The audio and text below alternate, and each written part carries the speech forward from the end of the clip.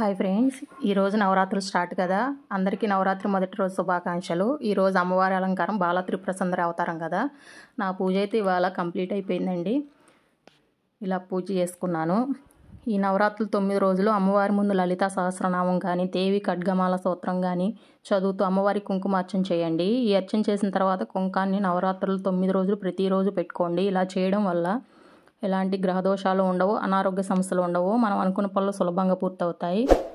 ఈ నవరాత్రుల్లో అమ్మవారికి మనం ఏం నివేదించినా కూడా స్వీకరిస్తుందండి. మనం అమ్మ చూసేదెల్లా మనం భక్తి శ్రద్ధలతో విశ్వాసంతో పూజ చేస్తున్నామా లేదా అని మాత్రమే. కనుక మన దగ్గర ఉన్నది పెట్టి ఆరాధించండి. తులసమ్మ దగ్గర కూడా పూజ కంప్లీట్ అయిపోయింది. మీకు అంతకుముందు ఒక షార్ట్ పెట్టాను కదండి, స్వస్తిక్ ఓము స్వస్తిక్ శూలం గుర్తులు పెట్టుకుంటే ఎలాంటి నరదృష్టి అయినా తొలగిపోతుందండి. ఇలా ట్రై చేయండి. పూజ చేసినప్పుడల్లా ప్రతిసారి అది క్లీన్ చేసి మళ్ళీ కొత్తగా పెట్టండి, పసుపుతో కానీ గంధంతో కానీ. పూజ అయితే కంప్లీట్ అయిపోయిందండి. మీరు ఎలా పూజ చేశారు, అమ్మవారికి ఎలాంటి నైవేద్యాన్ని నివేదించారు అనేది నాకు కామెంట్ చేయండి.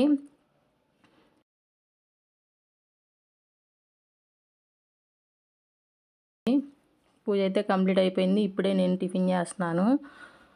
మార్నింగ్ అయితే బాక్స్ పిల్లలకు కట్టేసేసాను. మొత్తం పని అంతా అయిపోయిందండి.